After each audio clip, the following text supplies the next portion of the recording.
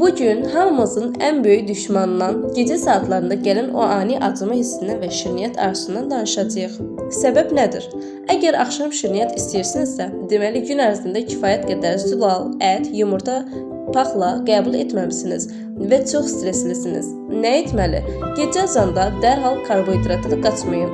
Bir neçə ədəd çiy badam və ya qoz yemək qan şəkərinizi stabilləşdirəcək. Darçın möcüzəsi. Əgər şirniyyatsız dayana bilmirsinizsə, qatığın içinə biraz darçın əlavə edib yeyin. Bu insulin həssaslığını artırır və iştahınızı kəsir. Yuxu rejimi. Unutmayın, geç saatədək oyaq qaldıqda bədən daha çox acılıq hormonu ifraz edir. Erkən yatmaq arıqlamağın yarısıdır. Yekun çağırış. Əziz xanımlar, özünüzü ac saxlayaraq deyil, doğru qidaları seçərək arıqlayın. Kimlər axşam şirniyyatsız yata bilmir? Şərhə yazın, birlikdə çıxış yolu tapaq.